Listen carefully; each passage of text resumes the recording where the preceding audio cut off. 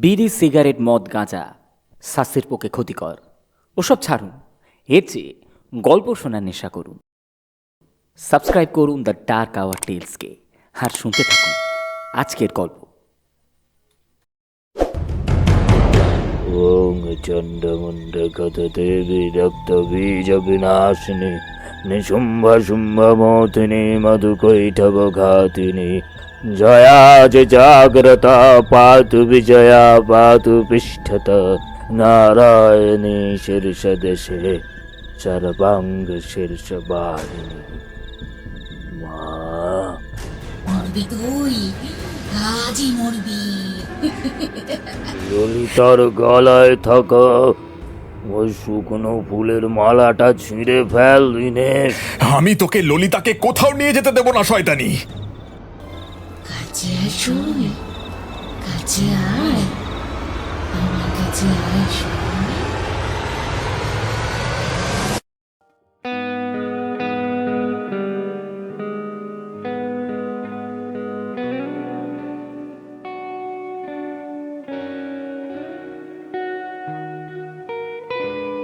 The Dark Hour Tales, your horror fantasy.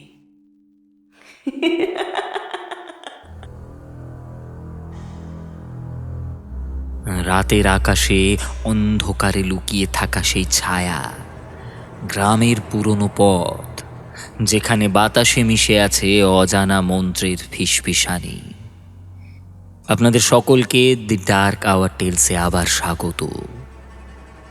কল্পনা করুন একটা নির্জন গ্রাম, যেখানে রাত নামলে দরজা বন্ধ হয়ে যায় আর ছায়াগুলো জেগে ওঠে। এই গল্পে লুকিয়ে আছে সেই রহস্য যা আপনার রাতের ঘুম কেড়ে নেবে। তৈরি তো? চলুন শুনে নেওয়া যাক দেবোত্তমদের লেখা কাছে আয় সই।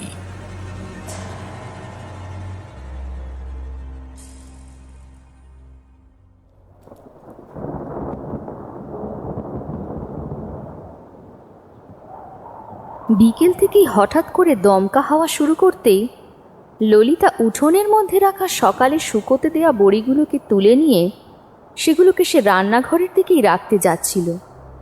ঠিক এমন সময় তার মনে হলো কেউ যেন তার নাম ধরে ডাকলো। ললিতা সেই ডাক শুনতেই একবার পেছন ঘুরে তাকালো, কিন্তু কাউকেই সে তার পিছনে দেখতে পেল না। সেটাকে মনের ভুল ভেবে রান্নাঘরের দিকে বড়িগুলো রাখবার জন্য চলে গেল।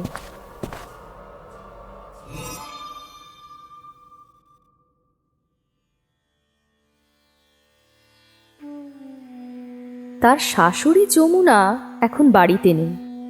সে নারায়ণ পুজোর নেমন্তন্ন করতে বেরিয়েছে গ্রামের নতুন প্রতিবেশী বাড়িগুলোতে। আগামীকাল তাদের বাড়িতে সত্যনারায়ণের পুজো। এই ময়নাপুর গ্রামে পাকাপাকিভাবে থাকবার জন্য নতুন ঘর তুলেছে তারা। জায়গা জমি আগে থেকেই কেনা ছিল। তাদের আগের মায়াপুর গ্রামের বাড়ির পাশের ঘূর্ণি নদীতে প্রায়ই বর্ষার মরশুমে তাদের বাড়ি প্রায় অর্ধেক ডুবে যেত। এই ময়নাপুরে নতুন জায়গা বিয়ের আগেই কিনেছে ললিতার স্বামী। তারপর বিয়ের পরপর বর্ষার আগে নতুন ঘর বানাবার জন্য কাজ শুরু করে বর্ষার আগে। পরিবার নিয়ে এই ময়নাপুর গ্রামের বাড়িতে গৃহপ্রবেশ করে পাকাপাকিভাবে থাকতে শুরু করবে। এই জমি যাদের আগে ছিল তাদের এখানে আগে থেকেই ছাপড়া মাটির ঘর তোলা ছিল। তার জন্য এখানে আসার পর তাদের পরিবারের থাকতে অসুবিধা হয়নি। তবে পরিবারের 5 জনের ওই ঘুমোতেই যা কষ্ট।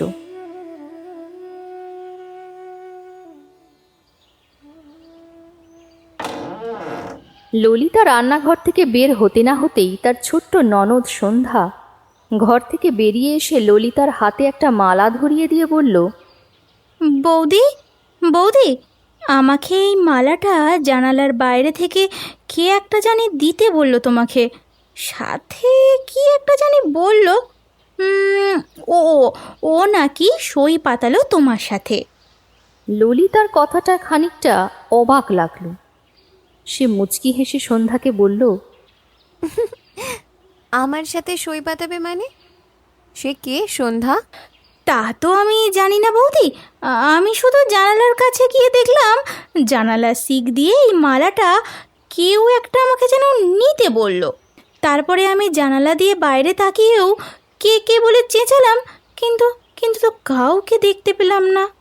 সন্ধ্যা কথাটা বলে তার ঘরে চলে যেতেই সেই টগর ফুলের মালাটার সুশ্রী গন্ধটা নাকে এসে লাগলো ললিতার। এই ফুল ছোট্ট থেকেই ললিতার বড় প্রিয়, কিন্তু কে দিয়ে গেল এই মালাটা?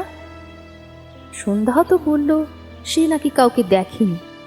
তাহলে মালাটাকে সে নাকের কাছে শুঁকতেই একটা দমকা বাতাস কোথা থেকে জানি তার গায়ে এসে লাগলো, আর তার সাথে ললিতা কানে শুনতে পেল আবার একটা মেয়েলি গলার আওয়াজ। ললিতা, তুই কিন্তু আমার সই হলি আজ থেকে। আমাকে ছেড়ে কোথাও যেতে পারবি না। আমি যখন তোকে ডাকবো তখনই তোকে আসতে হবে। কথাগুলো কিছুক্ষণ হতে হতেই থেমে গেল যেন, আর কথাগুলো থেমে যেতেই ললিতা একবার বলল, কে? কিন্তু কোনো উত্তর পেল না ললিতা। কেউ তো নেই আশেপাশে। তাহলে হয়তো সে ভুল ভাবছে। দিনের আলোটা ঘোলাটে হয়ে এলো। সে মালাটা বাইরে বারান্দায় রেখে দিল।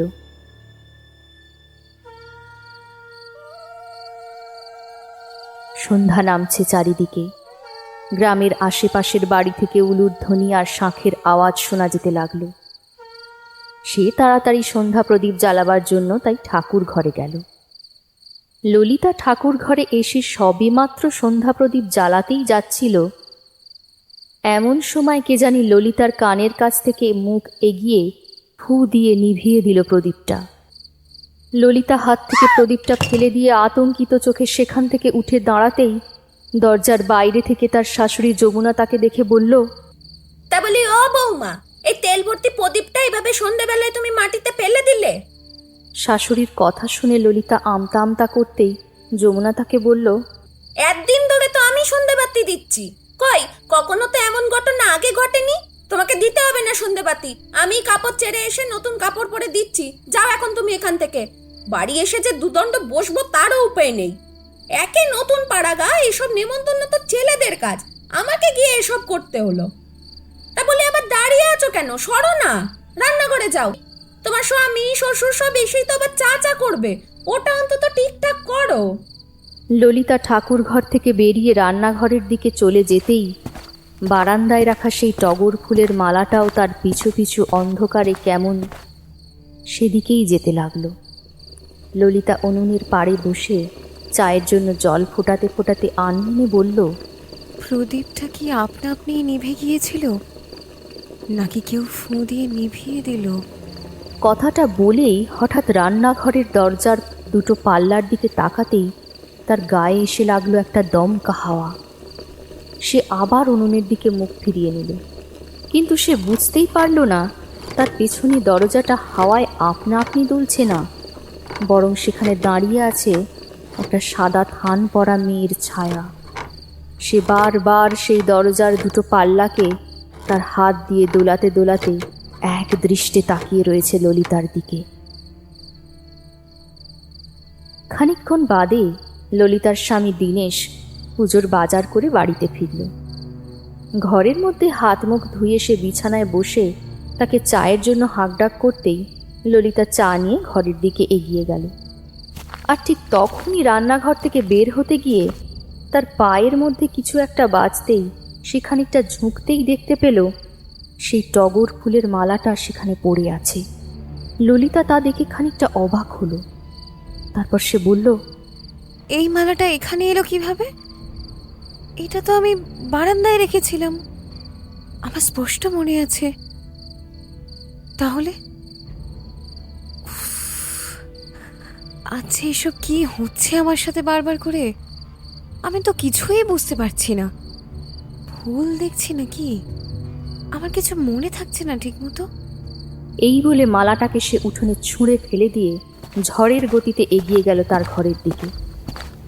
আর মালাটা উঠোনে পড়তেই সেখান থেকে একটা সাদা থান পরা নারীর অবয়ব ললিতার ঘরের দিকে তাকিয়ে ধীর গলায় বলল, তুই যে আমার সই রে ললিতা, আমি তোর সাথে সই পাতিয়েছি। আমি তোকে ছেড়ে কোথাও যাব না, আর তুই চাইলেও তা পারবি না। কথাটা বলেই সেই মালার মধ্যেই মিশে গেল সেই নারী অবয়বটা। দেখতে দেখতে সন্ধ্যা গড়িয়ে রাত হয়ে এলো। ললিতার শ্বশুর জগদীশও বাড়ি ফিরে এসেছে ইতিমধ্যেই। কাল আবার সকাল থেকেই পুজোর কাজ আছে, সাথে অতিথি আপ্যায়ন। তাই যমুনা তার স্বামীর জন্য খাবার বেড়ে রেখে খাবার সময়ের আগে আগেই খেয়ে মশারির ভেতর শুয়ে পড়েছে। আজ ব্যবসার কয়েকজন মহাজনকে নেমন্তন্ন করতে জগদীশবাবু গিয়েছিলেন শহরে। সেখান থেকে ফিরে আসতে আসতেই এক প্রকার রাত হয়ে গেল। ভাতের থালা নিয়ে বারান্দার পাশে রেখে রান্নাঘরটা থেকে মগ নিয়ে বেরিয়ে এসে ঢুলুঢুলু চোখে সবেমাত্র হাতে জলটা ঢালছিলই, এমন সময় সে থেমে গেল। তার মনে হলো তার বাড়ির দরজার সামনে বসে রয়েছে কেউ একটা। সে প্রথমে ভাবল ভুল দেখছে, কিন্তু তারপর ভালোভাবে দেখতেই সে দেখল না, সে ভুল দেখছে না, সত্যি সত্যি কেউ একটা বসে রয়েছে। আকাশের চাঁদের আলোটায় পুরোপুরি না হলেও তাকে খানিকটা দেখে বোঝা যাচ্ছে একটা বউ বসে রয়েছে ওখানে। জগদীশ তাড়াতাড়ি উঠোনে নেমে কয়েকবার কে বলে ডাকতেই মশারির ভেতর থেকে একটা অশান্ত প্রায় বোঝা চোখের চাহনিতে ঘরের বাইরে বেরিয়ে এলো যমুনা। তারপর বাইরে এসে সে তার স্বামীকে বলল, কি হয়েছেটা কি? কাকে আবার ডাকছো? যমুনা বলল, কই, কোথায়? আরে ওই তো দরজার সামনেই, আমি স্পষ্ট দেখতে পেলাম কেউ যেন একটা ওখানে বসে আছে বউ, জানো। জগদীশ আর কিছু বলতে পারে না, কিন্তু যেতে যেতে সে কয়েকবার পেছন দিকে তাকায়, কিন্তু কিছুই আর দেখতে পায় না। না, সত্যি কেউ আর বসে নেই সেখানে। জগদীশও চলে যায় তার নিজের ঘরে।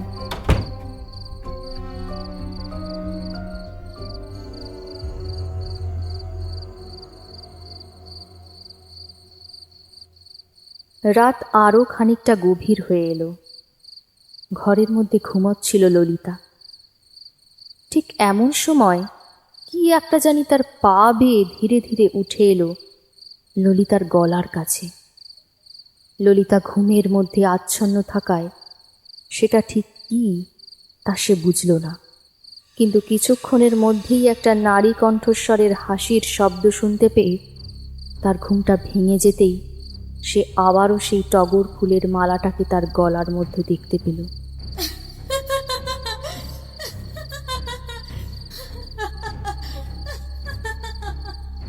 রাত এখন আরও গভীর হয়েছে, কিন্তু এখন ও মালায় থাকা ওই টগর ফুলগুলো টাটকাই রয়েছে।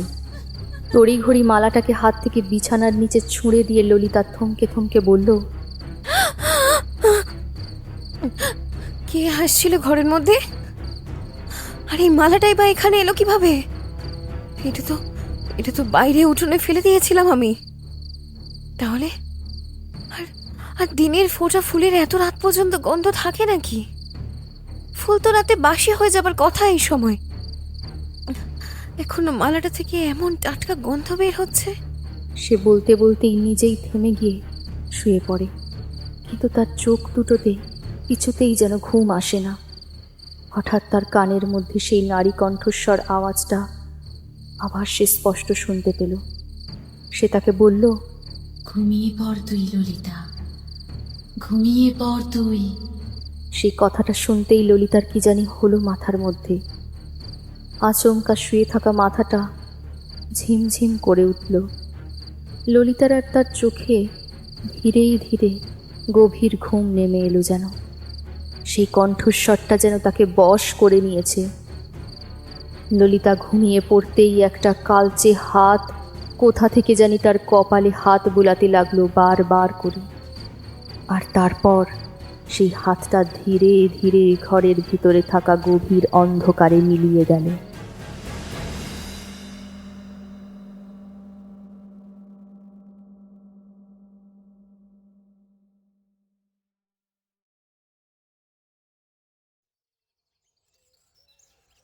পরের দিন ভোর থেকে উঠে পুজোর আয়োজন একা হাতেই করছিল যমুনা। সে বারান্দায় বসে চন্দন বাটছে। ইতিমধ্যে প্রায় সকাল হয়ে গেছে। পুজোর আরও কিছু বাজার বাকি থাকায় দীনেশ বাজারের ব্যাগটা নিয়ে বের হচ্ছিল। এমন সময় দীনেশকে দেখে সে তার চন্দন বাটা থামিয়ে বলল, কি রে দিনে, তোর বউটা আজ এই পুজোর দিন এমন মরণ গুম ঘুমোচ্ছে কেন? আর আমাকে বারবার এগর আর ওগর করতে হচ্ছে। তা বলি, মহারানী উঠলে তো আমার একটু সুবিধে হতো, তাই না? আর একটু পরে তো ঠাকুর মশাইও চলে আসবেন। কি বউ ঘরে তুলে এনেছিস কে জানে। আজকে পুজোর দিন সে তো নিজেও জানে, তবুও পড়ে পড়ে ঘুমোচ্ছে এতক্ষণ। তা বলি, বাজারে যাবার আগে তোর বউটাকে একবার ডাক দিয়ে যা। দেখ, নবাব নন্দিনী যদি আবার ঘুম থেকে ওঠে। দীনেশকে আর তাকে ডাকতে হলো না। ঘরের ভেতর থেকে নিজেই বেরিয়ে এলো ললিতা। শাশুড়ির কথাগুলো সবই তার কানে গেছে। সে তার স্বামীর দিকে একবার তাকিয়ে তাড়াতাড়ি বাড়ির পেছনের পুকুর পাড়ের দিকে স্নান করতে চলে যায়। দীনেশও বাজারে চলে যায়। পুকুর ঘাটের ধারে ললিতা তার পরবার শাড়িটা আর গামছাটা রেখে সবেমাত্র চুলের বাঁধা খোঁপাটা খুলে জলে নামতেই যাচ্ছিল, ঠিক এমন সময় সে তার হাতের মধ্যে কিছু একটা বাজতেই সেটা সে হাতে নিয়ে দেখতেই আবার সেই নাকের মধ্যে টগর ফুলের ঘ্রাণটা পেল। আতঙ্কিত চোখে খোপার মধ্যে থেকে যেটা তার হাতের মধ্যে বাজছিল সেটা তার হাতের মধ্যে নিতেই সে দেখতে পেল সেই টগর ফুলের মালাটা। ললিতা জলের মধ্যে দাঁড়িয়ে তার হাতে ধরে থাকা মালাটার দিকে এক দৃষ্টে তাকিয়ে দাঁড়িয়েই ছিল কিছুক্ষণ। এমন সময় হঠাৎ পেছনের বাড়ির জানলা দিয়ে তার ননদ সন্ধ্যা তাকে চিৎকার করে বলল, বৌদি, বৌদি, ও বৌদি, মা তোমাকে ডাকছে। ঠাকুর মশাই এসে গেছে, তাই তাড়াতাড়ি যেতে বললো স্নান সেরে। কথাটা বলে সন্ধ্যা ঘরের বাইরে চলে যেতেই ললিতাও সেই মালাটা পুকুরের মধ্যে ছুঁড়ে ফেলে জলের নিচে একবার ডুব দিয়ে মাথাটা তুলতেই দেখল পুকুরের যেখানে ওই মালাটা ছড়েছিল সেখানে আর মালাটা নেই। কিন্তু জলের মধ্যে থেকে থেকে কোথায় গেল এত তাড়াতাড়ি মালাটা? পরক্ষণেই ললিতা ভাবল, হয়তোবা মালাটা জলে ডুবে গেলেও যেতে পারে। ললিতা আরও কয়েকবার পুকুরের জলে ডুব দিয়ে উঠে এলো পুকুর পাড় থেকে। তারপর শাড়ি বদলে তড়িঘড়ি মাথায় ঘোমটা টেনে সে বাড়ির উঠোনে এসে উপস্থিত হলো। ঠাকুরমশাই এসে পড়েছেন ইতিমধ্যেই। যমুনা ললিতাকে দেখে সিন্নি বানাবার জন্য একটা পেতলের গামলা এগিয়ে দিল। বেশ কিছুক্ষণের মধ্যেই পুজো শেষ হয়ে গেল। এর মধ্যেই তাদের বাড়িতে আমন্ত্রিত কিছু আত্মীয়রা উপস্থিত হয়েছেন। শুধু তাদের সবার মধ্যে থেকে ললিতা ছাপড়া ঘরের মধ্যে দিয়ে তার নিজের ঘরে গিয়ে বিছানায় ধপ করে বসে আছে। সে কিছুতেই বুঝতে পারছে না তার সঙ্গে এসব কি হচ্ছে। একবার সে ভাবে স্বামীকে সবটা বলবে, কিন্তু আজ এমনিতেই তিনি যা ব্যস্ত। আবার সে ভাবে একবার তার শাশুড়িকে জিজ্ঞাসা করবে, কিন্তু সে সাহস পায় না। তার শাশুড়ি তার উপর আগে থেকেই রেগে রয়েছেন। যদি সে আরও রেগে যায় এসব কথা শুনে, গতকাল ওই মালাটা কে দিয়েছিল সন্ধ্যাকে, আর কেই বা তার সাথে সই পাতাতে চাইছে? বাড়ি ভর্তি লোকজন, তাই বেশিক্ষণ আর সে ঘরের কোনায় বসে থাকতে পারে না। ঘর থেকে বেরিয়ে যায় সে। বিকেলের মধ্যে সব আমন্ত্রিত প্রতিবেশীরা তাদের বাড়িতে চলে এলো। ভালোই ভালোই সেদিন সব কিছুই মিটল। তবে একটা বিষয়ে ললিতা আবারও খানিকটা অবাক হলো। প্রতিবেশী মহিলারা কেউ তার সঙ্গে একবারও কোনো কথা বলল না, আর কেমন একটা ভয়ের চোখ নিয়ে তারা সকলেই দূরে দাঁড়িয়ে আছে তার থেকে। সন্ধ্যার পর থেকে সব আত্মীয়রাও যে যার মতো বাড়ি ফিরে গেল। রাত হয়েছে, তাই ললিতা অক্লান্তিতে বিছানায় এসে শুয়ে পড়ল। আজ যেহেতু তাদের নতুন ঘরে পুজো হয়েছে, সেখানে এক রাত কাউকে থাকতেই হয়। সেই মতো ললিতার স্বামী দীনেশ সে ঘরে শুতে চলে গেল। ললিতা একাই শুয়ে রয়েছে আজ তার ঘরের মধ্যে। সে ঘুমিয়েই পড়েছিল প্রায়। ঠিক এমন সময় জোরে কিছুর একটা শব্দ শুনতে পেয়ে তার ঘুমটা ভেঙে গেল। ঘুম ভাঙা চোখে ললিতা থমকে থমকে বলল, কিন্তু কোনো উত্তর পেল না। বরং শব্দটা আবারও শুনতে পেল সে। শব্দটা কিন্তু অচেনা নয় ললিতার। এর আগেও সেই শব্দটা শুনেছে। সুপারি জাতির যন্ত্রের সুপারি কাটার শব্দ এটা। কিন্তু এত রাতে জাঁতিতে সুপারি কাটছে আর কোথায়? বিছানা থেকে ললিতা নামতেই বুঝতে পারল ওই আওয়াজটা দরজার বাইরে থেকে আসছে। ঘরের আলোটা সে না জ্বালিয়েই একবার দরজার দিকে তাকিয়ে বলল, এত রাতে কে আবার সুপারি কাটছে বাইরে? এই বলে দরজাটার শিকল খুলে আধাভাবে দরজাটাকে খুলে বাইরের দিকে একবার উঁকি দিতেই সে দেখল বাইরের চাঁদের আবছা আলোয় ঘরের বাইরের বারান্দায় একটা বউ বসে রয়েছে, তবে তার মুখটা দেখা যাচ্ছে না। সে একটা সাদা থান পরে সুপারি কাটছে। ললিতাকে ঘর থেকে তার উঁকি মারতে দেখে বউটা বলল, কি রে সই, আয় এখানে বস, দুটো গল্প করি। তোর তো বাড়িতে অতিথি এসেছে বলে খুব দিমাগ বেড়েছে, আয়। ললিতা শুধু তাকে একবার জিজ্ঞাসা করলো, কে তুমি? এত রাতে এখানে বসে কি করছো এখন? সে বউটা বলল, আমি তোর সই রে ললিতা, নতুন সই। আয় আমার কাছে, আয় আয় আয় আমার কাছে, আয়। কথাটা বলেই সে হাসতে হাসতে তার দুহাত বাড়িয়ে দিল ললিতার দিকে। ললিতার কি যেন হলো হঠাৎ করে, সে ঘরের আধখোলা দরজাটা আরও খানিকটা আবজে দিয়ে ভেতরে জ্ঞান হারিয়ে পড়ে গেল ধপ করে। আর তা দেখে ঘরের বারান্দায় বসে জাঁতিতে সুপারি কাটতে কাটতে থাকা সেই বউটা জোরে জোরে হাসতে লাগলো।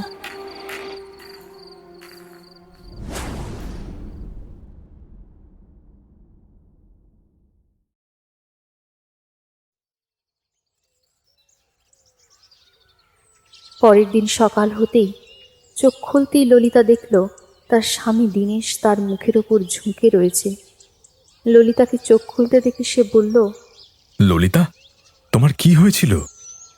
ঘরের ভেতরের দরজার সামনে ওভাবে পড়েছিলে কেন? ভয় টয় পেয়েছিলে নাকি? ললিতা কিছুই বলতে পারে না। তার কিছুই মনে নেই গতকাল রাতে কি হয়েছিল তার সাথে। আর সে কীভাবেই বা ওভাবে দরজার সামনে জ্ঞান হারিয়ে পড়ে গিয়েছিল। এমন সময় যমুনা বলল, ওর কিচ্ছু হয়নি রে দিনেশ, সংসার করতে বোধহয় আর মন করছে না, তাই এসব বাহানা দিচ্ছে। ও তো গত পরশুদিন থেকেই আমি দেখছি, নতুন নতুন বিয়ে করে আমরা যখন এসেছিলাম তখন আমরাও কত এসব দেখেছি। পারি না বাবা, সারাদিন তোর বউয়ের শুধু এত রঙ্গ দেখতে হয়। কালকে গভীর রাতে তো শুনেছি তোর বউ সেই কি সব জোরে জোরে হাসছিল। কথাটা বলে যমুনা রান্নাঘরের দিকে চলে গেল। তবে ললিতা শাশুড়ির কোনো কথারই মানে বুঝল না। গতকাল রাতে সে জোরে জোরে আবার কখন হেসেছিল।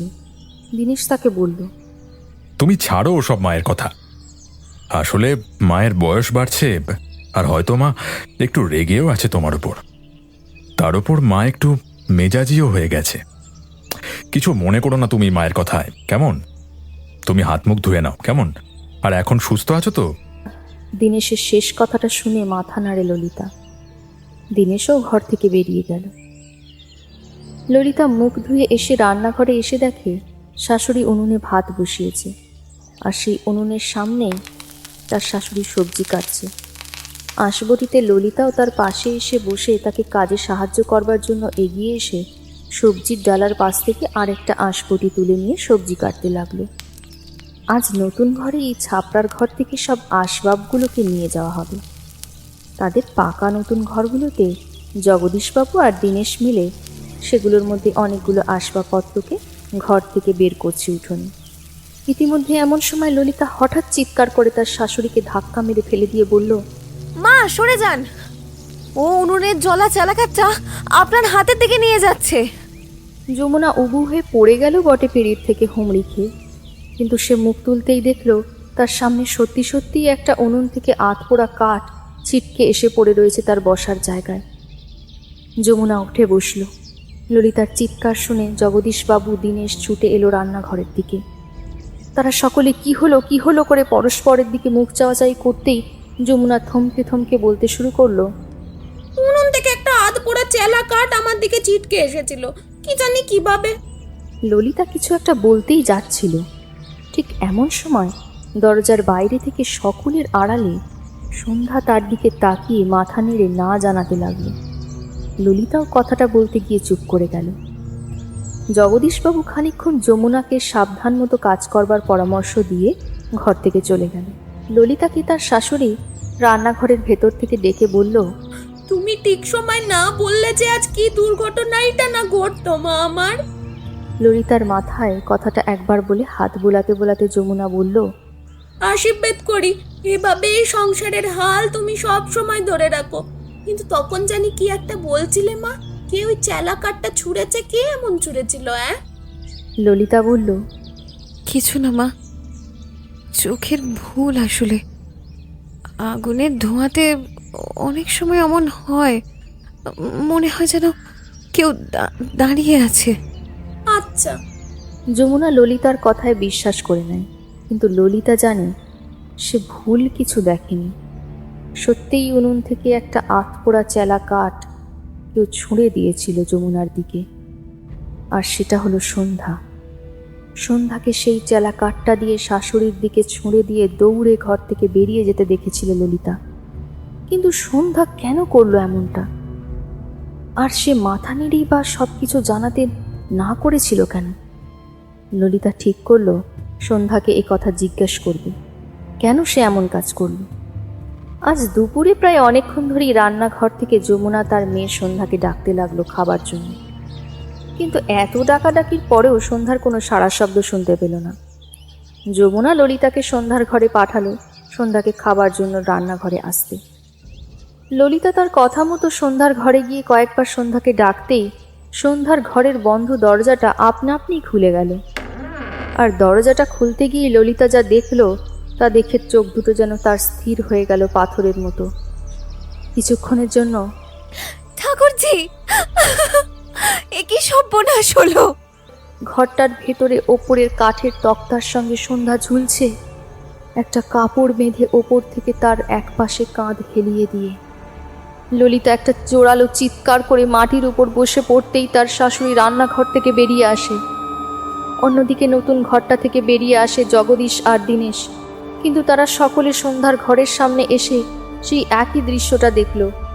কিন্তু তারা কেউই সন্ধ্যাকে এভাবে দেখবার জন্য মোটেও প্রস্তুত ছিল না। যমুনা চিৎকার করে বারান্দার মধ্যে বসে হাত পা ছুঁড়ে কাঁদতে শুরু করে। জগদীশ আর দীনেশ তাড়াতাড়ি সন্ধ্যাকে নামিয়ে নিয়ে আসে ওপর থেকে। সন্ধ্যাকে হাসপাতালে নিয়ে যাওয়ার জন্য চেষ্টা করা হলেও সন্ধ্যার গা বরফের মতো ঠান্ডা দেখে বোঝা যায় সে চেষ্টা বিফলে গেছে তাদের। আর তার শরীরটাকে পুরোপুরি অসাড় দেখে কারোরই বুঝতে অসুবিধা হলো না সন্ধ্যা আর জীবিত নেই, সে অনেকক্ষণ আগেই মারা গেছে। কিন্তু সন্ধ্যার পরিবারের কেউই তার মৃত্যুর জন্য নির্দিষ্ট কোনো কারণ খুঁজে পেল না। যমুনার চিৎকার শুনে আশেপাশের বাড়ির সব প্রতিবেশীরাও ছুটে এলো সেখানে ঠিক কি হয়েছে দেখবার জন্য, কিন্তু কেউই বুঝল না সন্ধ্যা এমনটা কেন করবে, আর সে ঠিক কি কারণে আত্মহত্যা করবে। পুজোর পরের দিনই যে এরকম একটা মৃত্যু শোকের আঁচড় বসবে তাদের গায়ে, তারা কেউ বোধহয় বুঝতেই পারেনি এর আগে। যমুনা সন্ধ্যাকে বুকে জড়িয়ে চিৎকার করে কেঁদেই চলেছে। বাড়ির মধ্যে প্রতিবেশীদের উদ্যোগে বিকেল গড়াবার পরপরই সন্ধ্যার মৃতদেহটাকে গ্রামের শ্মশানে গিয়ে সৎকার করবার ব্যবস্থা করা হলো। প্রায় সন্ধে গড়িয়ে রাত হয়ে এলো, তবুও থামল না যমুনার কান্না। অবশ্যই সে মা, সন্তান হারানোর যন্ত্রণা তার মতো কেউ বুঝতে পারে না সচরাচর। জগদীশও চুপ করে বসে আছে বারান্দার মধ্যে হেলান দিয়ে। দীনেশ বসে রয়েছে, কিন্তু ললিতা, সে কোথায়? বাড়িতে তো নেই, তাহলে কোথায় গেল সে?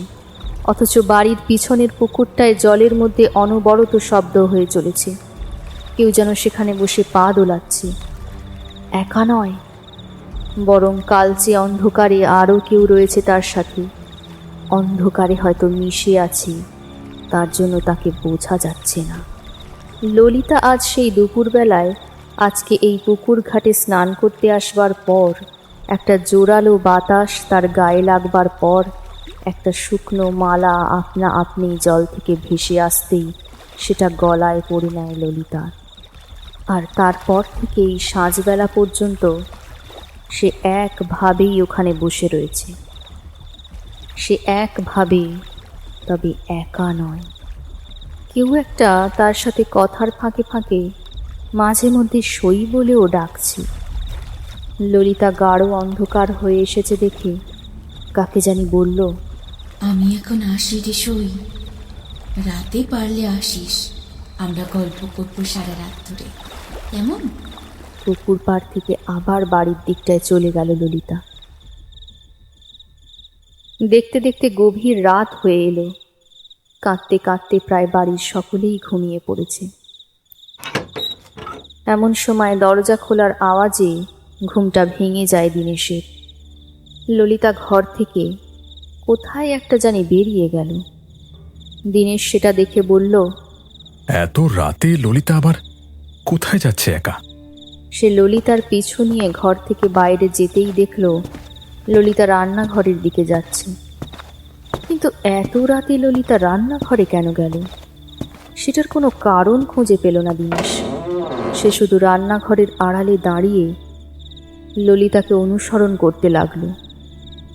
ললিতা রান্নাঘর থেকে একটা থালায় ভাত আর মাছের ঝোল তুলে নিয়ে বারান্দার সোজাসুজি গিয়ে বাড়ির পিছন দিকে যেতে লাগলো। সে তা দেখে খানিকটা অবাক হলো। এত রাতে ললিতা খাবার নিয়ে কোথায় যাচ্ছে? আর সকালের রান্না করা ভাত সহ সব কিছু মা যে ওকে ফেলতে বলেছিল ও ফেলেনি, আর ওগুলো কোথায় বা নিয়ে যাচ্ছে এত রাতে বাড়ির পেছনে? ললিতা ধীরে ধীরে বাড়ির পেছনের অন্ধকার পুকুরটার সামনে এসে অন্ধকারে কাকে জানি ডাকল। নে সই, খেয়ে নে, অনেক তো রাত হয়ে গেল, তাড়াতাড়ি খেয়ে নে। আমি জানি তোর খুব খিদে পেয়েছে। নে নে নে, ভাত আর মাছের ঝোল নিয়ে এসেছি তোর জন্য, খেয়ে নে তুই তাড়াতাড়ি। দীনেশ সেটা শুনে বলল, ললিতা এত রাতে কার সাথে কথা বলছে এখানে দাঁড়িয়ে? আর সই বলে ও ডাকছেই বা কাকে? ভালোভাবে তো বুঝতেও পারছি না। ঘরের থেকে টর্চটা নিয়ে এসে একবার দেখতে হবে ভালোভাবে, ওর এই সইটাই বা কে। দীনেশ ঘরে টর্চ আনার জন্য চলে গেল। কিন্তু ঘরের মধ্যে টর্চ না নিয়ে সবেমাত্র বের হবে এমন সময় হঠাৎ বিছানার দিক থেকে ললিতার কণ্ঠস্বর শুনতে পেয়ে থমকে যায় দীনেশ। পেছন ঘুরে সে দেখে ললিতা বিছানার মধ্যেই শুয়ে আছে। আর সে তাকে বলল, তুমি কোথায় যাচ্ছ এত রাতে? কিছু কি হয়েছে? ললিতাকে ঘরের মধ্যে এই অবস্থায় দেখে দীনেশও হতভম্ব হয়ে গেল। ললিতা তো পুকুর ঘাটের দিকে ছিল, তাহলে সে ঘরের মধ্যে কখন এলো? আর বিছানায় এসেই বা শুলো কখন? দীনেশ একবার অন্ধকারে বাইরে উঁকি দিয়ে দেখল রান্নাঘরটার দিকে। বাইরে রান্নাঘরের আলোটাও নেভানো, কিন্তু একটু আগে পর্যন্ত ওই রান্নাঘরের আলোটা জ্বালানো ছিল। তাহলে কিভাবে আলোটা নিভে গেল? ললিতা আবার তাকে সেই একই প্রশ্ন করতেই দীনেশ তাকে বলল, বাইরে কিছু একটা আওয়াজ হলো, তাই আর কি দেখতে গেলাম কিসের শব্দ হলো। দীনেশ আর কোনো কথা না বলে ঘরের দরজাটা আটকে বিছানায় এসে শুয়ে পড়ল ললিতার পাশে। কিন্তু তার মন থেকে ললিতাকে নিয়ে সন্দেহটা থেকেই গেল। সে নিজের চোখে একটু আগেই দেখেছে। বিছানায় শুয়ে পাশ ফিরে একবার ললিতার দিকে তাকালো দীনেশ। ললিতা উপাস ফিরে শুয়ে রয়েছে অন্যদিকে। তা দেখে দীনেশ মুখ ফিরিয়ে নিয়ে চোখ বুঝতেই ললিতার ঠোঁটের মধ্যে একটা বাঁকা হাসির রেখা ফুটে উঠল। সে একবার দীনেশের দিকে তাকিয়েই সেই আড়ালের হাসি হাসতে হাসতে তার এঁটো হাত দুটো চাটতে চাটতে আবার পাশ ফিরে আগের মতোই শুয়ে পড়ল।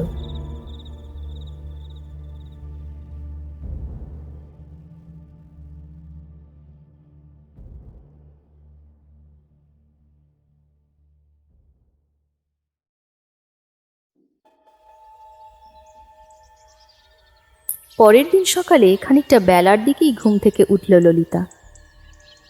তবে ঘুম থেকে ওঠার পর সে বাড়ির পেছন দিকের পুকুরের দিকটায় চলে গেল। তারপর কার সাথে জানি কথা বলতে বলতে পুকুরের মধ্যে ঝাঁপ দিয়ে গোটা পুকুরটাকেই ঘুরে ঘুরে সাঁতার কাটতে লাগলো।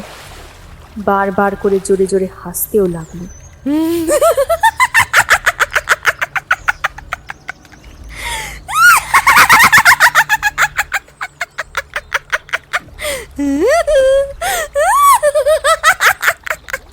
সেই জোরালো হাসির শব্দে রীতিমতো আশপাশের প্রতিবেশীরা তাদের বাড়ির পেছন দিকে এসে পুকুরটার চারিদিকে ভিড় করে দাঁড়ালো। দিনের সকাল থেকেই বাড়িতে ছিল না। সে ঠাকুরমশাইয়ের সাথে তার বোনের শ্রাদ্ধের বিষয়ে কিছু কথা বলতে গিয়েছিল। সে বাড়ি ফিরে এসে তার বাড়িতে ভিড় দেখে বাড়ির পেছন দিকটার পুকুর পাড়ের সামনে যেতেই আরও ভিড় দেখে সেই ভিড়ের শোরগোলের মধ্যে একটা হাসির শব্দ শুনে পুকুরের সামনে গিয়ে উঁকি মেরে দেখল ললিতা গোটা পুকুরের মধ্যে সাঁতার কেটে বেড়াচ্ছে। সাথে সে জোরে জোরে হাসছে। দিনেশ চিৎকার করে তাকে থামতে বলতেই সাঁতার কাটা থামিয়ে দিল ললিতা। তারপর সে হাসতে হাসতে জলের নিচে ডুব দিল। বেশ অনেকক্ষণ পর জলের নিচ থেকে গলায় একটা কিছু জড়িয়ে উঠে এলো। একটু কাছে আসতেই বোঝা গেল সেটা একটা পচা ফুলের মালা। ললিতা জল থেকে উঠে এসে ক্রোধের দৃষ্টিতে তার স্বামীর দিকে তাকিয়ে সে ধীরে ধীরে চলে গেল সেখান থেকে। ভিড়টাও কমে গেল। ললিতার গতকাল থেকে অদ্ভুত এসব আচরণ কিছুই বুঝছে না।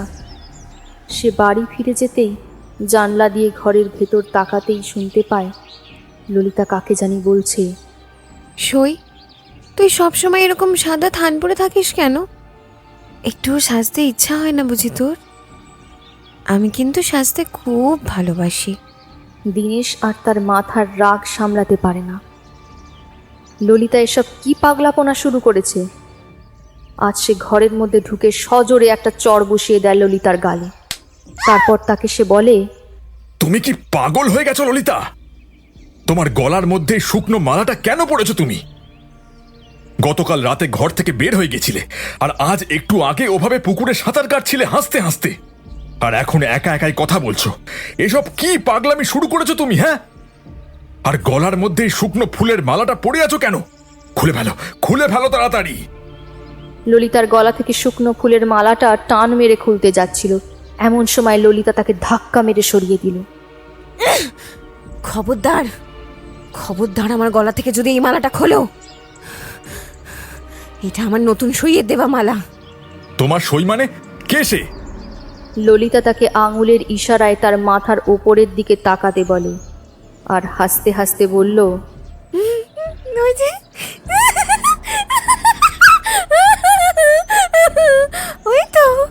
ওই তো আমার নতুন সই, সীমা। আমার মাথার উপরেই তো আছে। উপরের দিকে তাকিয়ে দেখো একবার, দেখো, ভালো করে দেখো। ললিতা ওপরের দিকে তাকাতেই দিনেশ যা দেখল তাতে তার ঘাড়ের ওপর দিয়ে একটা শীতল হিমের স্রোত যেন বয়ে গেল। তার মাথার উপরে সাদা থান পড়া একটা কালচে নারী অবয়ব ছায়া উবু হয়ে বসে আছে তারই দিকে তাকিয়ে। দিনেশ ভয়ে দু পা পিছিয়ে গেল সেখান থেকে, আর সেখানে দেখে ললিতা হাততালি দিতে দিতে আবারও হেসে বলল,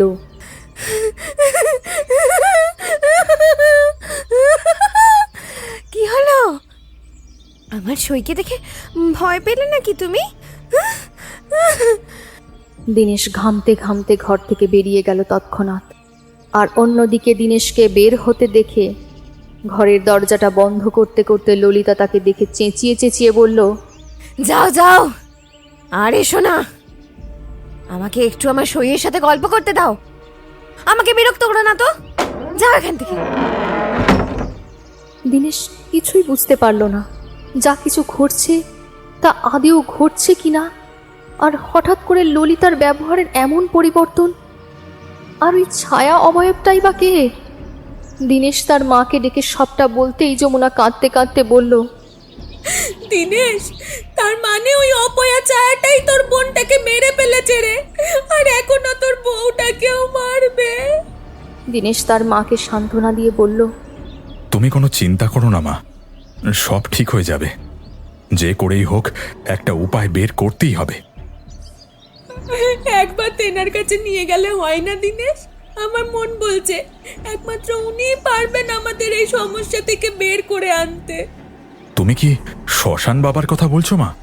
যমুনা মাথা নেড়ে বলল, হ্যাঁ বাবা, উনি এখন বর্ষা। ওই মায়াপুর গ্রামে থাকার সময় উনিই তো আমাদের কত বিপদের হাত থেকে বাঁচিয়েছেন, তাই না বাবা? আমি যাব ওনার কাছে, ওনাকে গিয়ে আমি বরং সবটা বলবো। তোর বাবার সাথে আমি আজই পাশের গ্রামে যাব, তারপর তেনার কাছে আমি সবটা খুলে বলবো। তুই বরং বাড়িতেই থাক, আর আড়াল থেকে ললিতার ওপর ভালোভাবে নজর রাখ বাবা।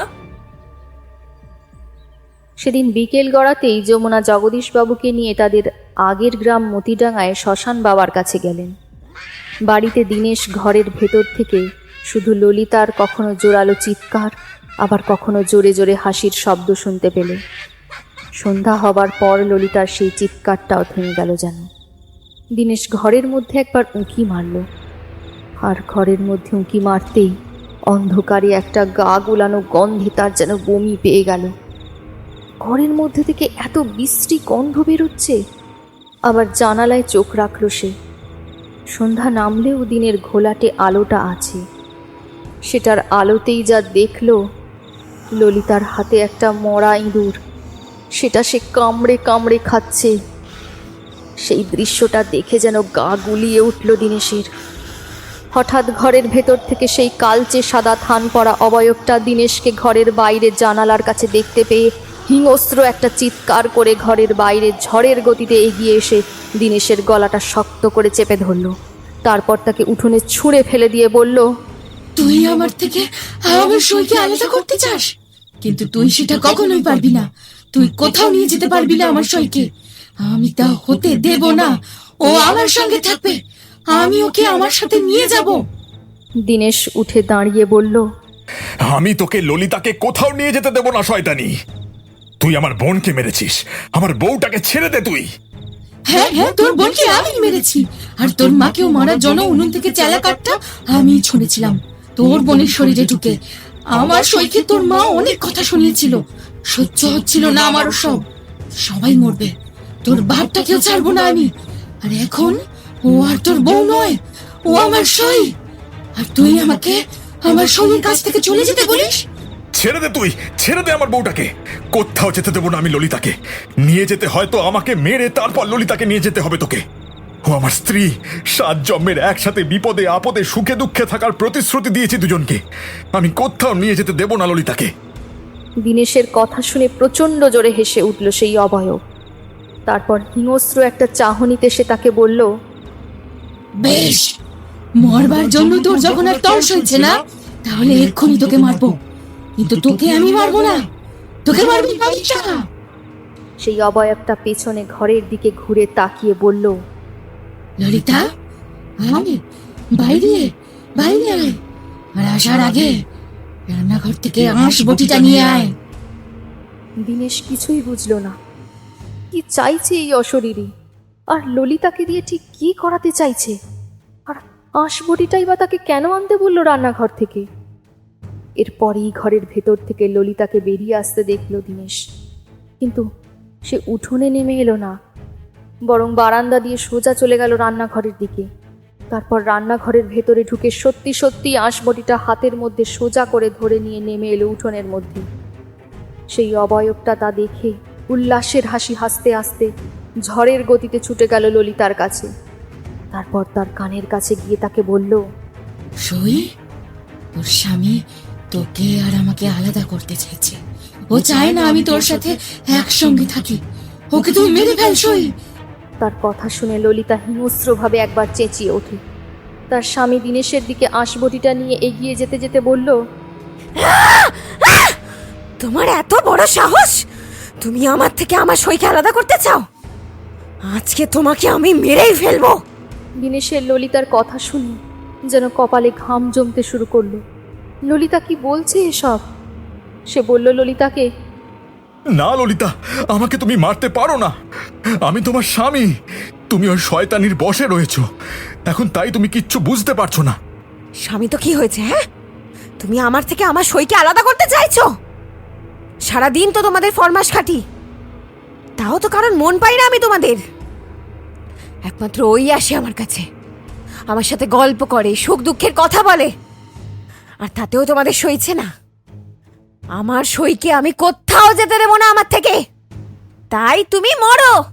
এই বলে আঁশবটিটা সজোরে একবার ললিতা তার স্বামী দীনেশের গলায় বসাতেই যাচ্ছিল, ঠিক এমন সময় দীনেশ তাকে ধাক্কা মেরে মাটিতে ফেলে দিয়ে সেই নারী অবয়বের দিকে তাকিয়ে বলল, আমার বোনটাকে মেরে তোর শান্তি হলো না? এখন আমার বউটাকে দিয়ে মারতে চাইছিস তুই? শয়তানি! কিন্তু তোর আশা পূরণ হবে না, হবে না পূরণ। সেই নারী অবয়ব দীনেশের কথা শুনে জোরে জোরে ফ্যাক ফ্যাক করে হেসে উঠল। তেমন ধোঁয়ার মতো ললিতার মধ্যে মিশে যেতেই ললিতা আবার আঁশবটি হাতে উঠে দাঁড়িয়ে ফিরে তাকালো দীনেশের দিকে।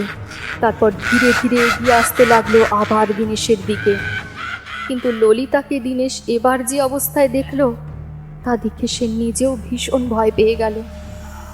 ললিতার চোখ দুটো লাল টকটকে আগুনের ভাটার মতো জ্বলছে, আর তার দাঁত খিচিয়ে এসে কেমন একটা হিংস্র জন্তুর মতো শব্দ বের করে চলেছে অনবরত। ললিতা এগিয়ে এসে আঁশবটিটা আবার দীনেশের গলায় বসাতেই যাচ্ছিল, তখন দীনেশ আবারও তাকে ধাক্কা মেরে সরিয়ে দেবার চেষ্টা করল, কিন্তু এবারে সে পারল না।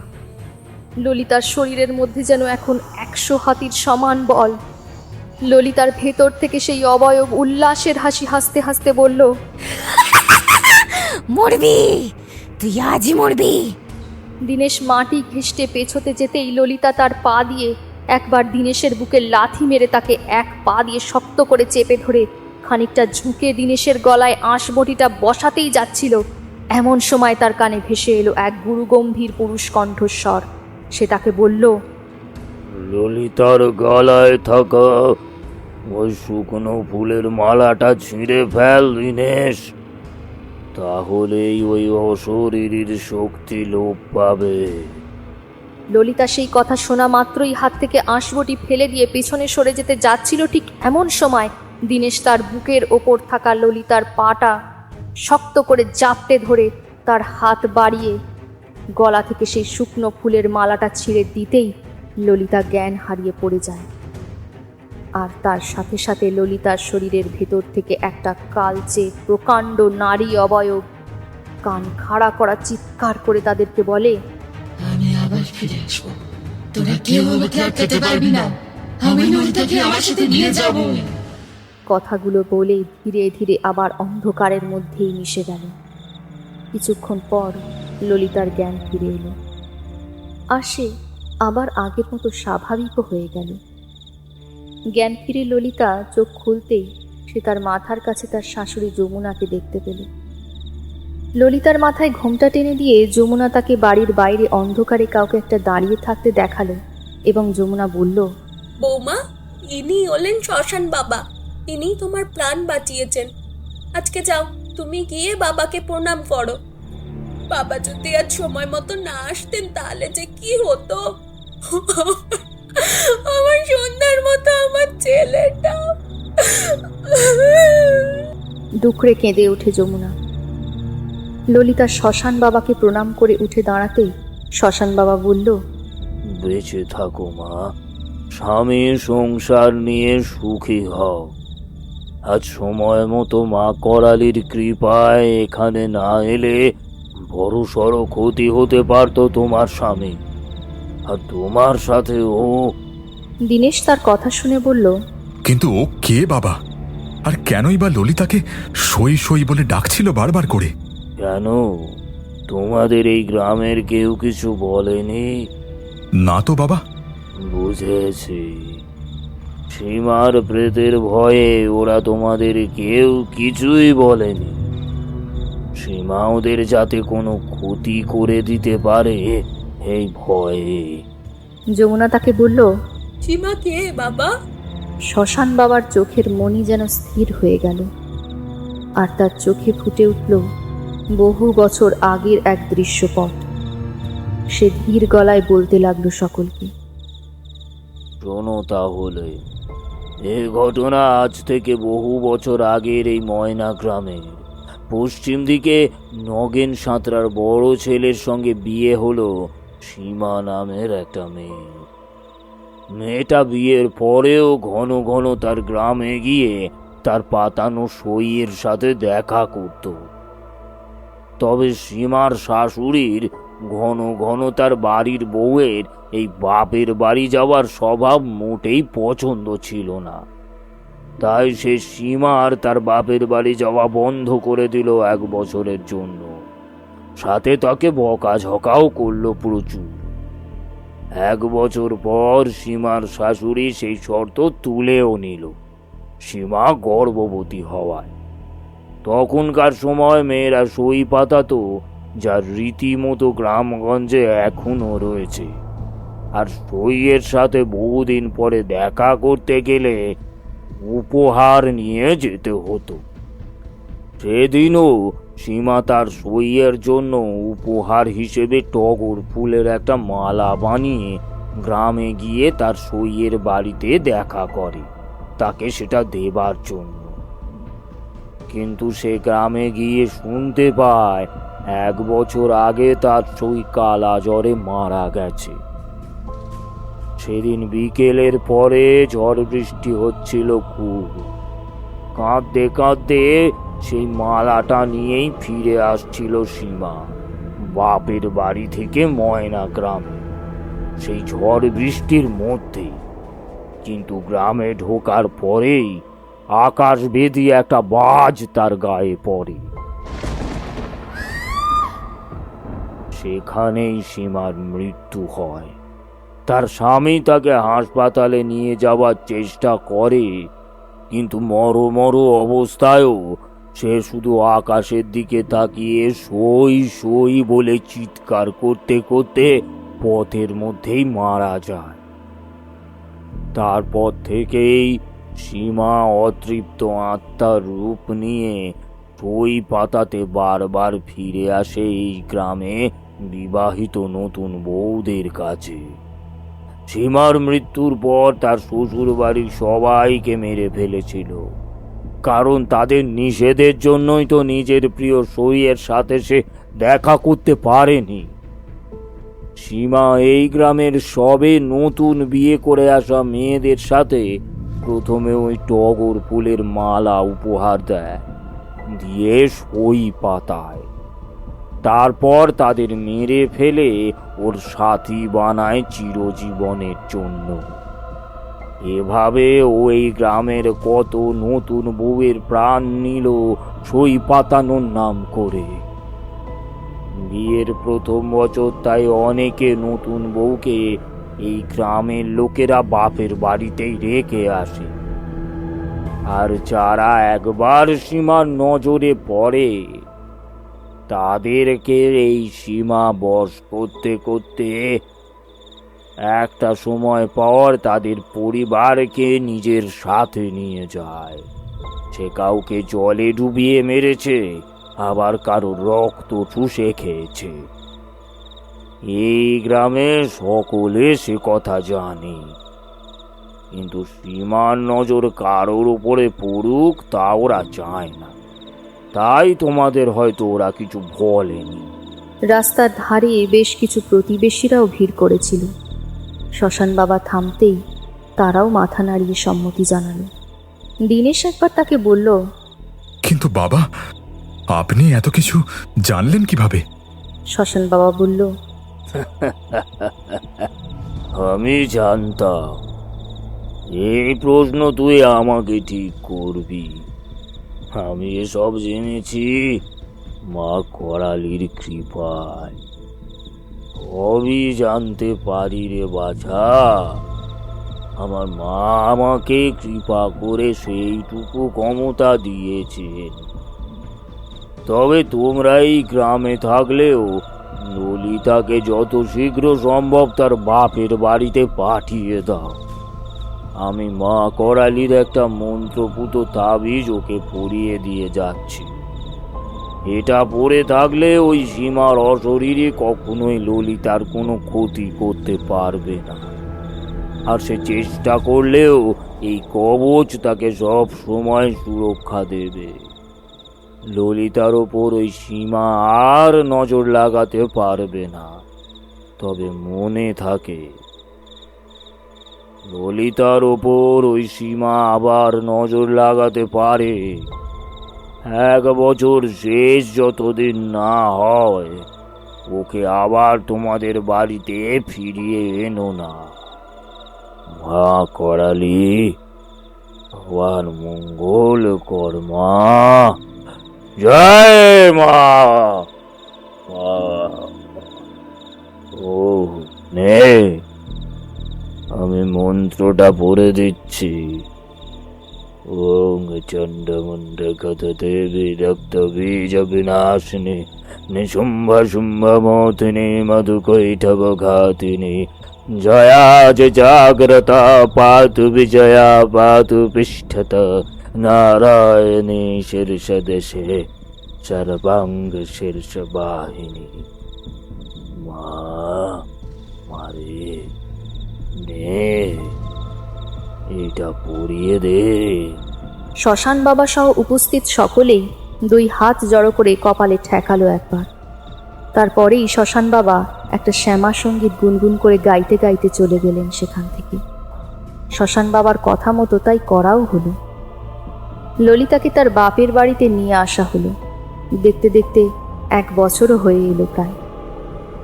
তবে ললিতার সঙ্গে আর কিছুই ঘটল না। শুধু গভীর রাতে তার আচমকা ঘুম ভেঙে যায়, আর সেই ঘুম ভাঙলে তার নাকের মধ্যে ভেসে আসে টগর ফুলের একটা ঘ্রাণ। তারপর সে আবার ঘুমিয়ে পড়ে। তাতে সে বোঝে এখনো সীমা তার কাছে ফিরে আসতে চায়, শুধু সেই শ্মশান বাবার দেয়া তাবিজের জন্য সেটা পারে না।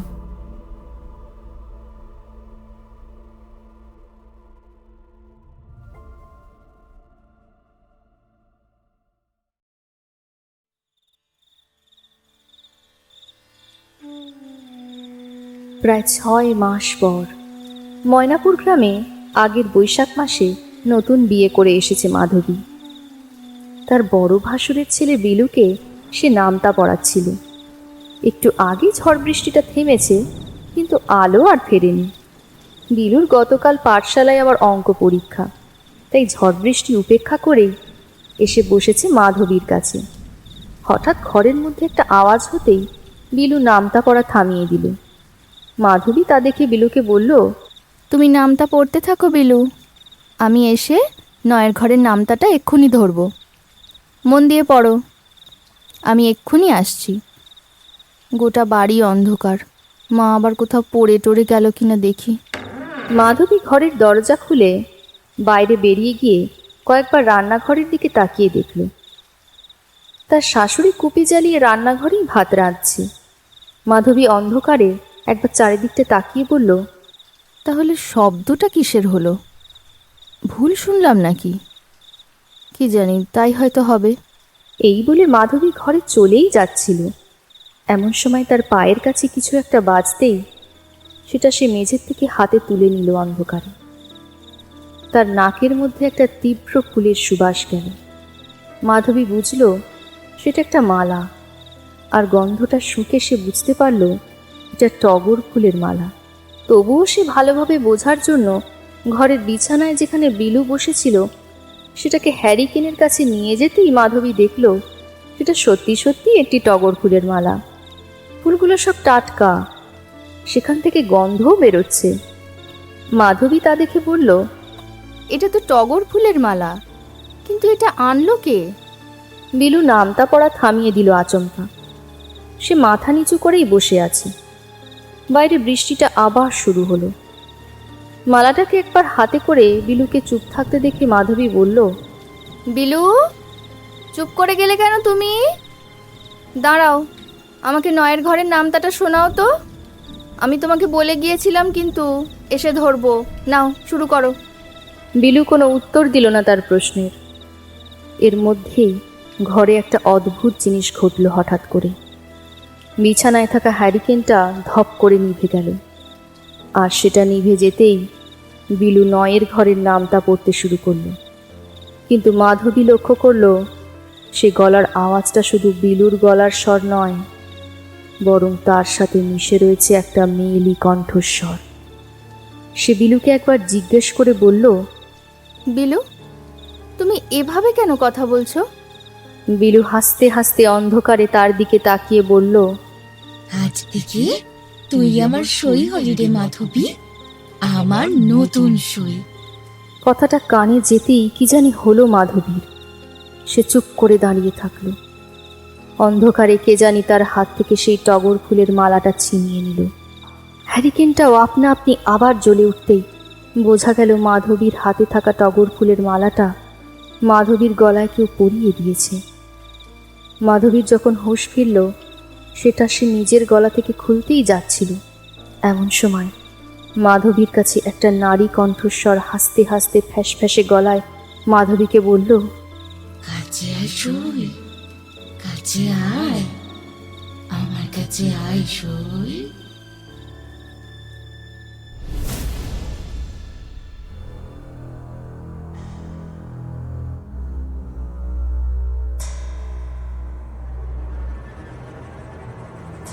শেষ হলো আমাদের আজকের গল্প, দেবোত্তমদের লেখা কাছে আয় সই। গল্প পাঠে প্রিয়া, বিভিন্ন চরিত্রে তানিশা, ইশিকা, পৌতুষা, পিয়ালি, তাপস, অভিষেক এবং আমি অর্পণ। গল্পের সূত্রধার আমি অর্পণ এবং আবহ, শব্দ সংযোজন এবং স্পেশাল এফেক্টে সূর্য। শুনতে থাকুন এবং সাবস্ক্রাইব করুন আমাদের চ্যানেল দি ডার্ক আওয়ার টেলসকে। ধন্যবাদ।